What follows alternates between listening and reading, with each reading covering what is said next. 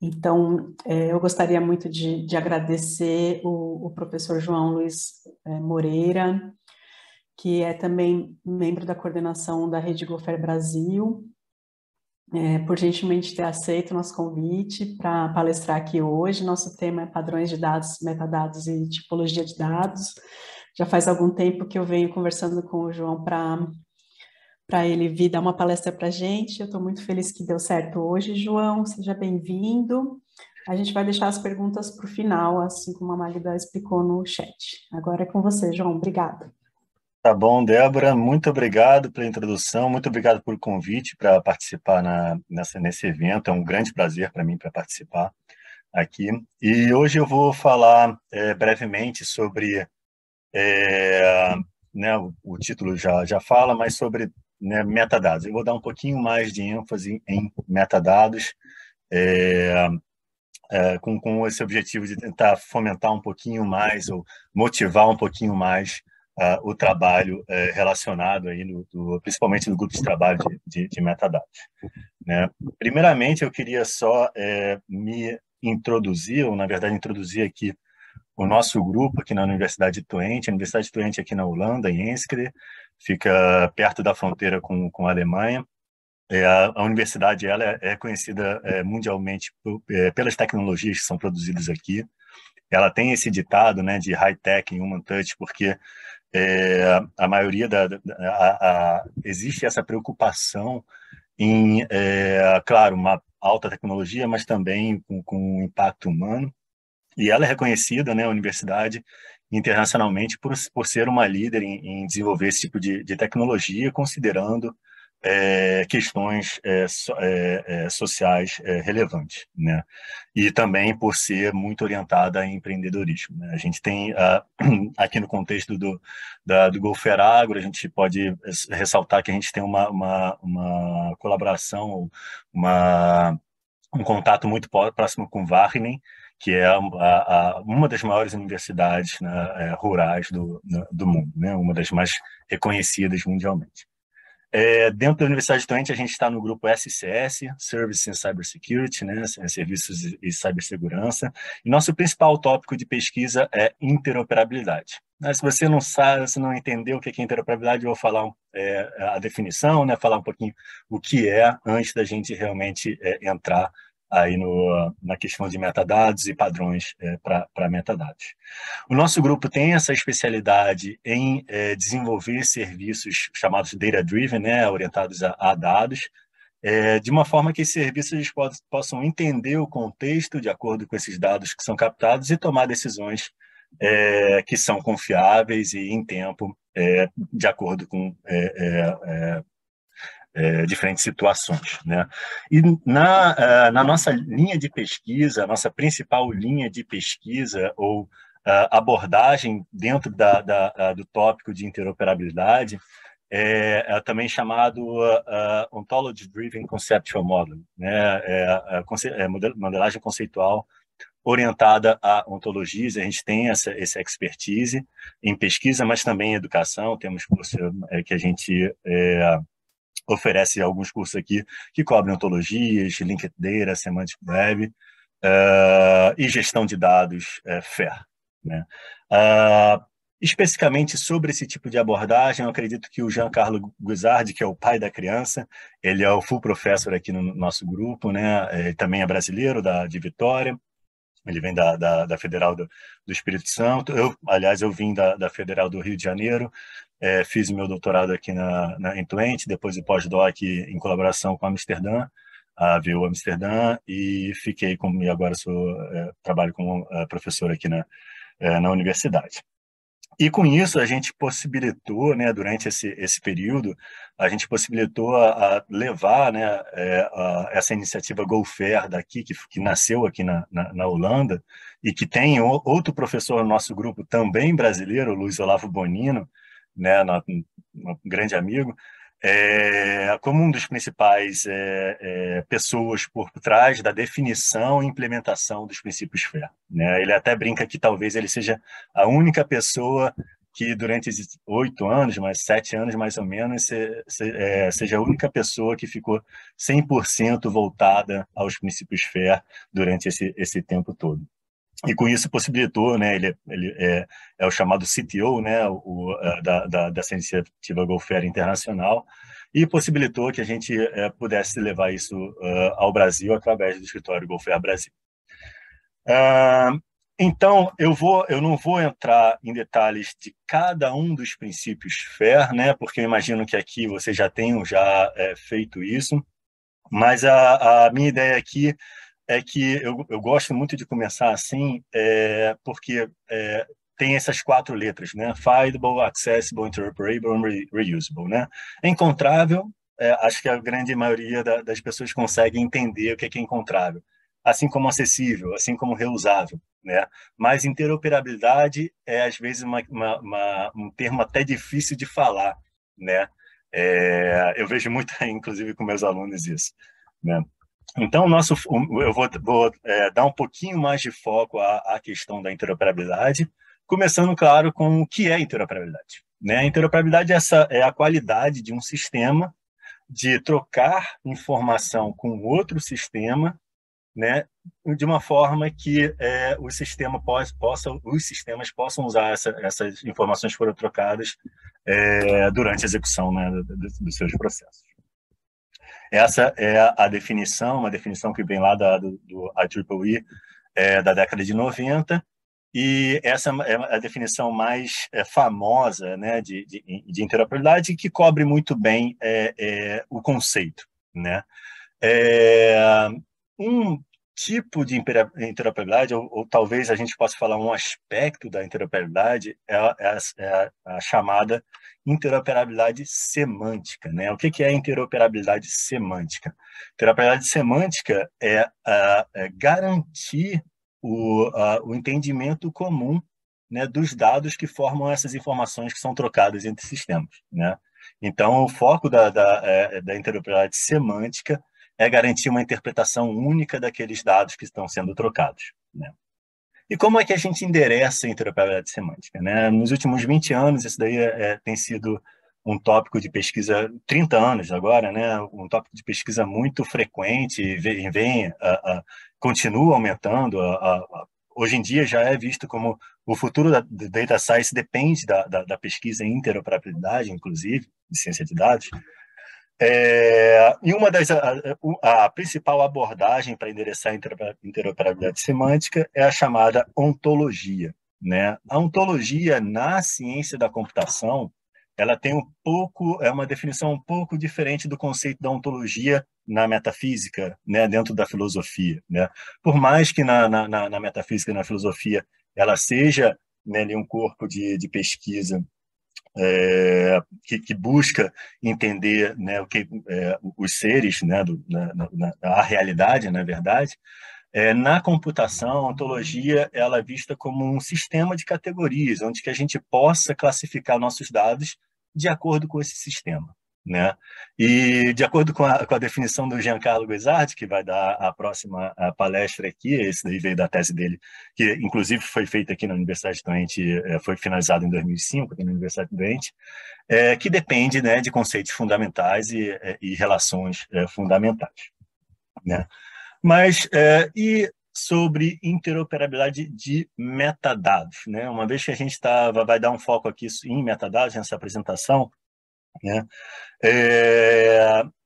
Também é um assunto que vem sendo tratado há muito tempo. Você vê esse artigo aí, na verdade são 2 artigos, tem a parte 1 e a parte 2, que fala sobre a interoperabilidade e padronização de metadados. Então, também um tópico que vem sendo estudado há muito tempo, né? Vem sendo pesquisado há muito tempo. E é interessante dar uma olhada nesse artigo para quem quiser entender quase os primórdios dessa linha de pesquisa, né? Por mais que não seja tão antigo, foi ali ainda no início, ali em 2006. Né? Só voltando aqui, esse quadro que vocês veem, essa figura que vocês veem, esse é o chamado framework de interoperabilidade da europeia, né? Que vem com essa classificação de 4 níveis, Começando sobre interoperabilidade legal, então, o entendimento comum de leis faz sentido. Interoperabilidade organizacional, né, um entendimento comum sobre estratégias, sobre toda a parte de recursos dentro de uma organização. A interoperabilidade semântica, que eu estava falando aqui, isso que vai muito mais está muito mais alinhada com o aspecto operacional, né? E a interoperabilidade técnica, que tem muito mais a ver com questões de integração com sistemas legados, né? Que é um grande problema. Mas, então, quando a gente fala sobre metadados, né, e relacionado à interoperabilidade, né, e olha para esses princípios FAIR, a gente pode notar que metadado está sendo mencionado em todos os princípios, né? Não é por acaso que em cada um desses princípios, né, por exemplo, F1, meta, entre parênteses, data, não é por acaso. O que isso quer dizer? É que esse princípio ele é tanto para o metadado quanto para o dado, né? E não sei se vocês já ouviram falar sobre John Grable, ele é um dos líderes lá em Stanford, na parte de medicina, de escola de medicina, e eles, né, assim, a gente vê na área de medicina, principalmente biomedicina, muito trabalho com essa rigorosidade em definir metadados, né? E é importante a gente ressaltar isso, que os princípios FAIR não são apenas para os dados, são também para os metadados. E, inclusive, uma pesquisa que é recente, da colega Patrícia Henning, da Unirio, que foi feita aqui também na Universidade de Twente, em 2018, se eu não me engano, inclusive, ela pesquisou ali como é que os templates de planos de gestão de dados, e aí fazendo uma ligação com a palestra anterior da Viviane, eles abordam essa questão do metadado, e foi visto que realmente esses planos de gestão de dados eles abordam um metadado de uma forma muito, muito rasa. É muito mais orientado aos dados e não tanto quanto aos metadados, né? Alguns aspectos aqui que eu vou tocar, né, durante essa apresentação, né? O que são metadados ricos, que a gente vê ali no F2, né? O que é uma linguagem de representação de conhecimento, né, que é formal, deve ser formal, acessível, compartilhada, né, que é o que faz parte ali do princípio I1, né? O que são esses vocabulários, né, do I2 ali, onde se fala metadata tem que usar vocabulários que, né, seguem os princípios FAIR. O que são essas referências qualificadas que metadados e dados devem fazer uns aos outros, né? Vou falar um pouquinho sobre proveniência e a relação de metadado com proveniência. Vou falar também um pouquinho sobre o protocolo de comunicação padrão, né? Aí eu vou tocar um pouco mais também, vou ressaltar mais a importância das iniciativas de padronização. E, como eu estava falando, né, que está também ligada à questão das referências qualificadas do I3, lá no R12 também fala-se sobre proveniência detalhada, eu vou falar um pouquinho sobre isso, tá bom? E, por fim, claro, também falar o que quer dizer esses padrões que são relevantes para o domínio, para um certo domínio. Aqui a gente está falando sobre o domínio agro, né? A gente embora o domínio agro por si seja um campo que seja ligado com múltiplos domínios, sobretudo com biomedicina, eu acho, talvez com a questão de foods, de materiais e tudo mais. Então, tem uma ligação enorme, né, esse domínio de água, né?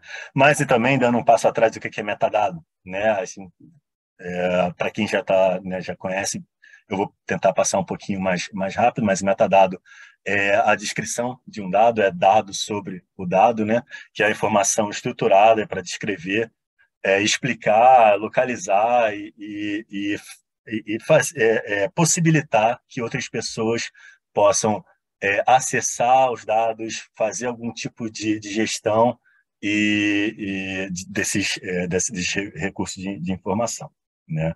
Por exemplo, né, acredito que tenham bibliotecários na audiência hoje, os sistemas de catálogo, onde você coloca autor, título, né, o assunto e a localidade, né? Eu sei que para bibliotecários mais experientes isso já, né, está no sangue.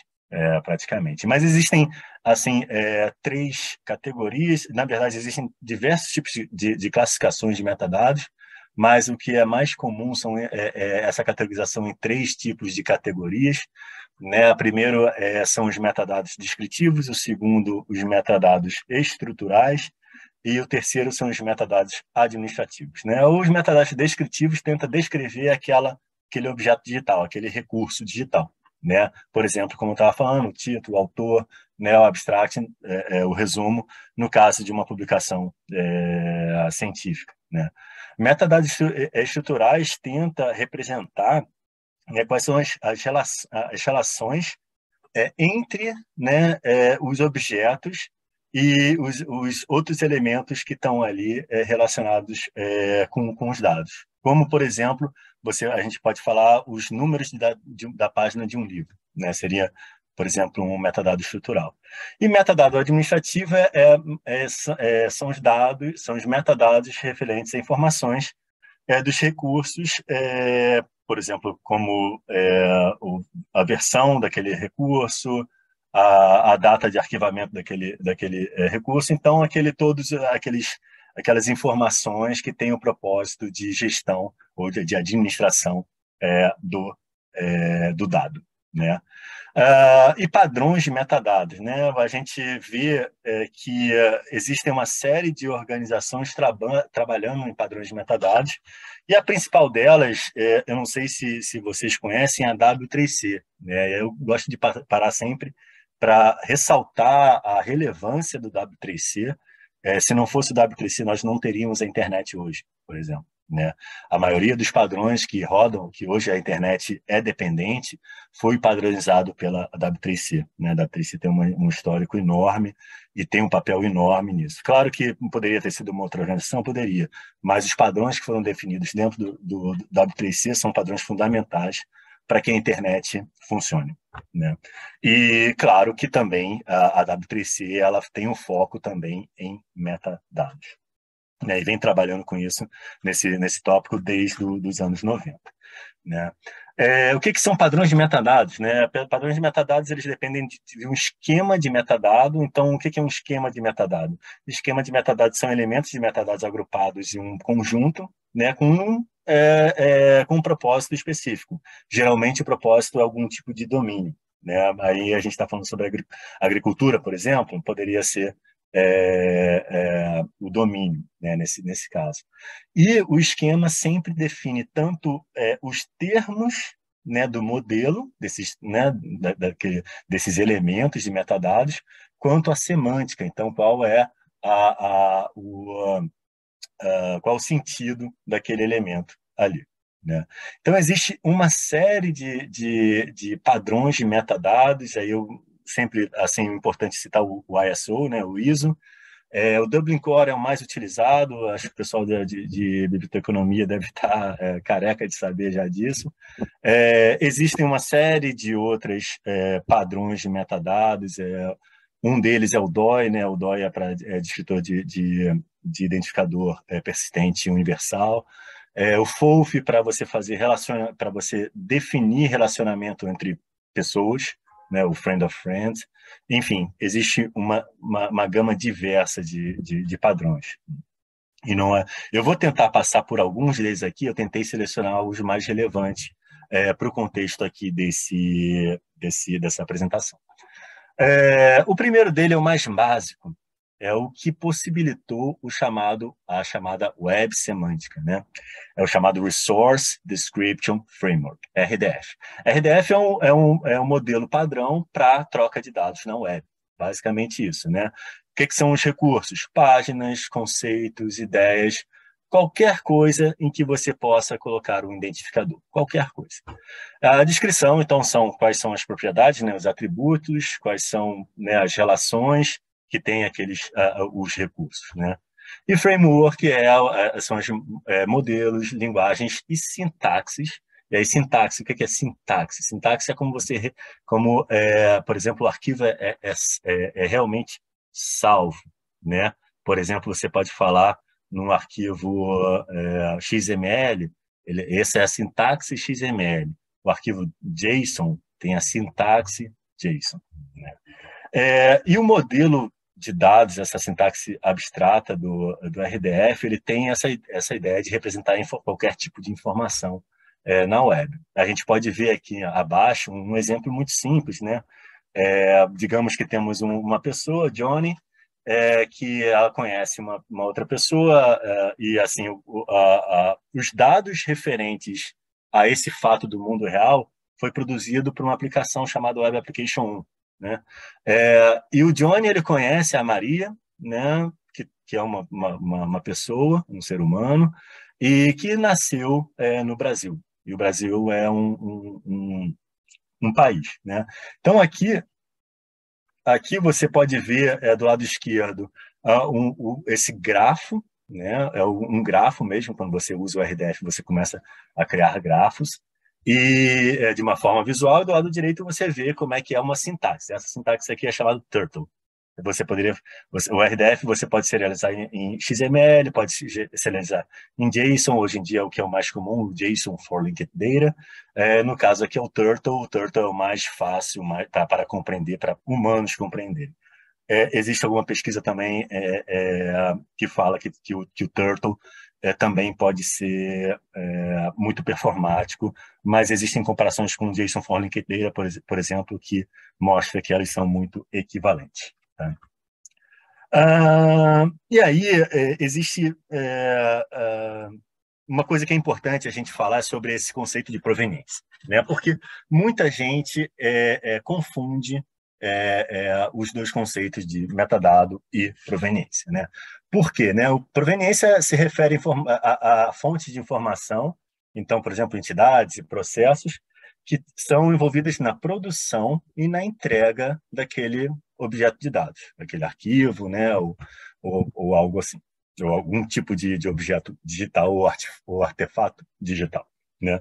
O que provê, né, uma fundação para autenticidade daquele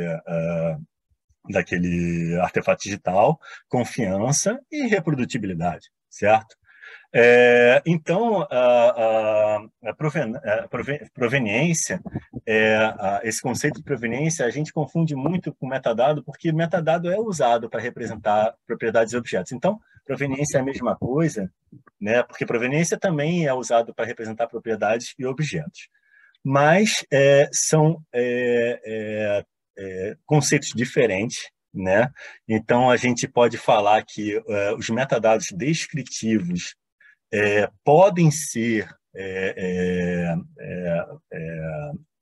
metadados de proveniência, podem ser proveniência, quando especifica algum tipo de relação de derivação de um objeto, né? Por exemplo, um arquivo que tem um metadado lá que é o tamanho do arquivo, né? O size, né? O tamanho do arquivo. Isso é um metadado de proveniência? Não, não é, né? Porque não fala nada sobre a relação com a derivação do objeto. É um metadado descritivo, né? Não fala nada sobre como foi criado aquele objeto. E a proveniência, ela tem essa ideia de cada vez que você cria o objeto e faz algum tipo de alteração, você poder dar uma marca, um stamp de que aquilo aconteceu, né? E com isso, com proveniência, você consegue, assim, teoricamente, claro, ter a reprodutibilidade completa de qualquer tipo de evento, né? Claro que isso é muito, eu estou falando muito no nível teórico. Muitas vezes, e assim, a maioria das vezes, proveniência é representada como metadata, mas não necessariamente metadado é proveniência. Tá?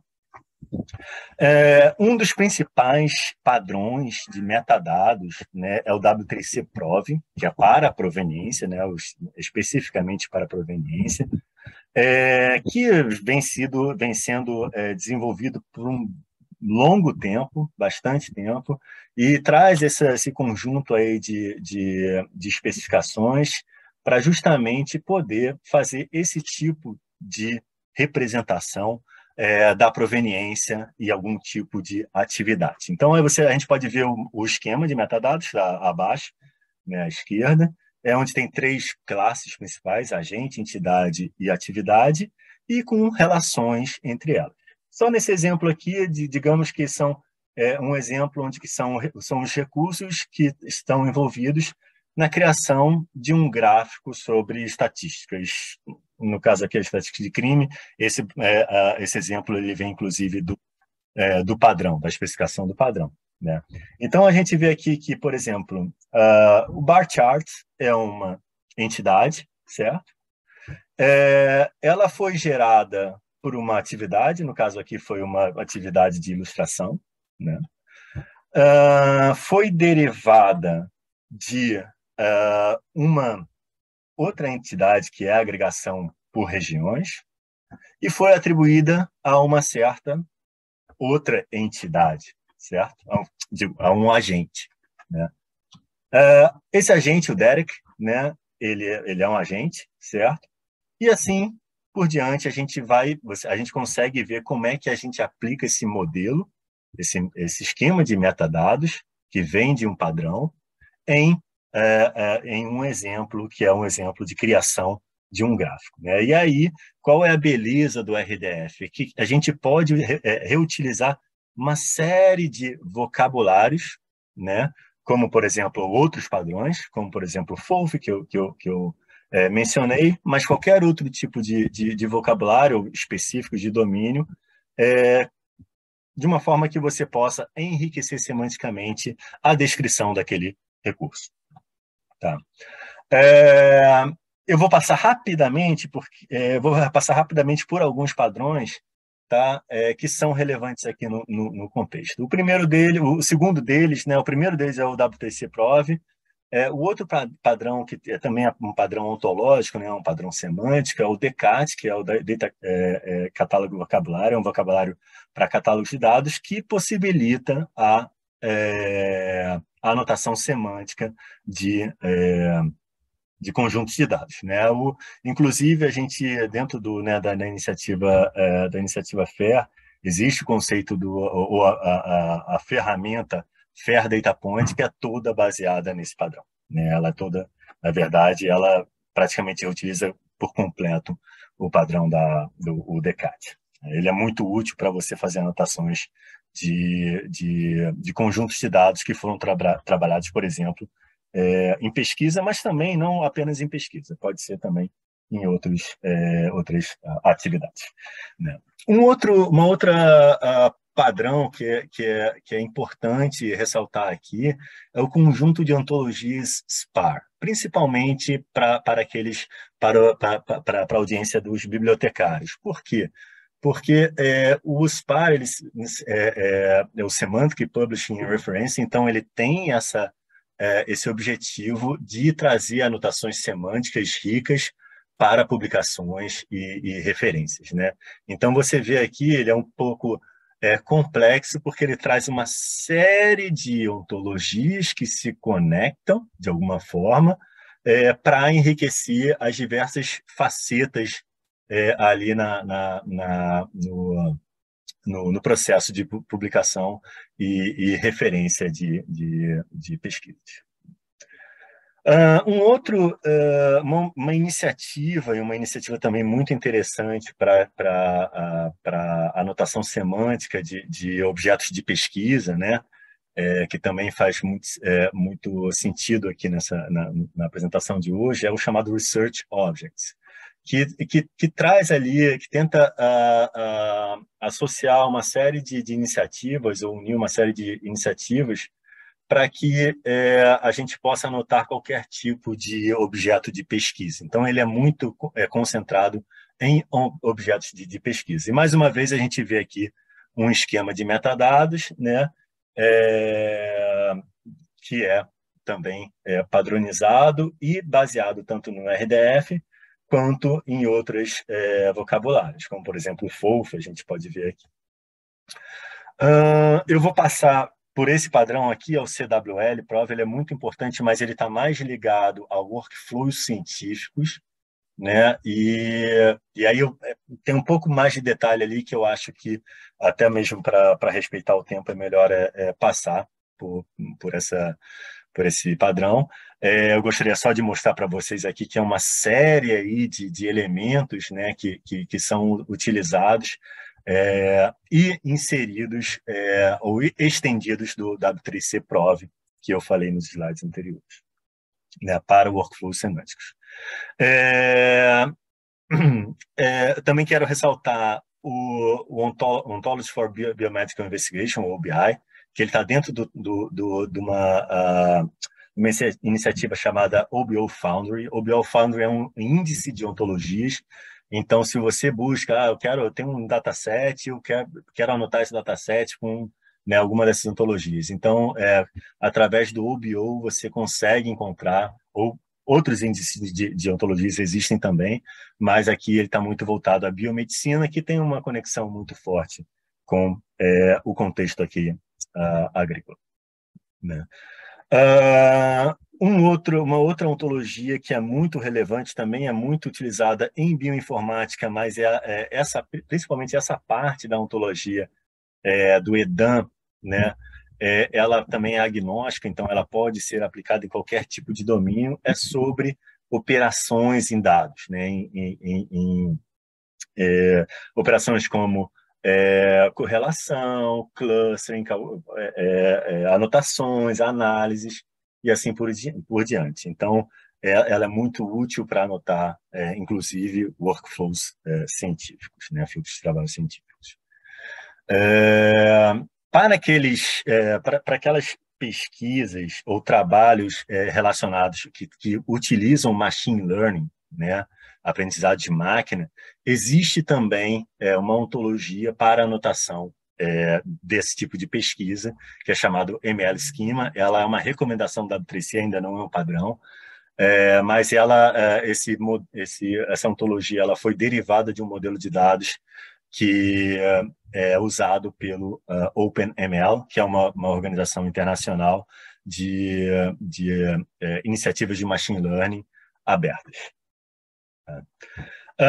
Gostaria de ressaltar um padrão europeu, né, com o qual a gente vem trabalhando muito intensivamente nos últimos anos. A gente tem até participação mesmo na formação desse padrão, o SAREF, né, que é o Smart Appliance Reference Ontology, que é o tipo de ontologia que é mais voltada para, né, para Smart Agriculture, né, para agricultura inteligente. Então, essas abordagens mais recentes de usar uma série de dispositivos, a gente vê que o elemento principal do modelo aqui é o device, né, o dispositivo, as medidas que o dispositivo faz, né, quais são aquelas unidades de medida, qual é a propriedade que está sendo medida ali. Por exemplo, aqui, só para dar um exemplo, o drone pode ser visto como um dispositivo, e o drone está tentando ali verificar como estão, né, qual é a situação no contexto ali dentro de uma fazenda, por exemplo, né, numa plantação ou algo assim, né? Dos aspectos muito interessantes desse padrão, SAREF, é que ele oferece uma série de extensões. Por quê? Quando você olha para esse modelo, que é o chamado core, né, o modelo central do SAREF, ainda assim fica um pouco superficial, fica um pouco mais alto nível, abstrato para a gente utilizar esse padrão, né? Então, o SAREF, na verdade, é o ETSI, né? O ETSI é o European Telecommunication Standardization Institute, né? O Instituto de Telecomunicação, de Padronização de Telecomunicação Europeu, que é fomentado pela Comissão Europeia. Eles vêm desenvolvendo uma série de extensões do SAREF, né? Extensões para domínios específicos, como no caso do SAREF for Agri. Então, é a extensão do SAREF para a agricultura e o domínio de alimentos, né? E aqui só são alguns exemplos, eu só peguei algumas partes do padrão, só para tentar ilustrar como é que essa extensão para deixar uma coisa, para que o modelo, né, para que o padrão seja mais facilmente aplicado num domínio, no caso aqui no domínio de agricultura. Por exemplo, os Future of Interest que a gente viu, né, que a gente viu no modelo core do SAREF, ele é estendido para específicas finalidades, como animal, crop, solo, né? Propriedades específicas como soil moisture, irrigação de água, produção e tal. Desculpa que às vezes fica para traduzir, às vezes eu esqueço algumas palavras, né? Então aqui a gente consegue, por exemplo, alguns tipos de dispositivo, por exemplo, a Water Gun, Water Involve, né? Mas o pluviometer, né? O pluviometer, bom, pluviometer em inglês. Então uma série. Obrigado, Débora. Uma série ali de dispositivos específicos para esse domínio, né? E qual é a beleza da coisa, de novo, que eu estou falando, que eu falei do RDF, né? E que aqui no SAREF a gente vem adotando, é utilizar outras abordagens ou utilizar outras iniciativas que já vêm trabalhando com essa questão terminológica e de definição dentro do campo de agricultura há muito tempo, que é o caso aqui do ICAR, né, for Livestock Data, do AF para equipamentos agriculturais, da ontologia de plantas, né, tem uma série de iniciativas que foram utilizadas ou inseridas dentro desse padrão, né? Dois exemplos, por exemplo, seria o livestock farming e irrigação inteligente, por exemplo. Inclusive, esses são dois casos de uso que o próprio padrão, se vocês acessarem, vocês vão poder ver lá. Só para finalizar, eu queria ressaltar, eu acho que para o pessoal que trabalha no domínio de agro já deve conhecer essa ferramenta, mas o Agroportal acho que é uma das ferramentas principais, né, dentro desse contexto de gestão de dados, né, de agricultura e de comida, e o uso, né, dessa forma orientada a dados, né, desses dados de agricultura, eles podem prover uma série de novas oportunidades e também solucionar problemas muito sérios que a humanidade enfrenta há muitos anos. Tá. Para finalizar aqui, voltando para a interoperabilidade, né? Então, aqui é só para resumir como é que a gente como é que a gente consegue endereçar esses princípios, pelo menos os de interoperabilidade, com o que a gente viu aqui hoje, né? O princípio I1, né? Que é sobre linguagem de representação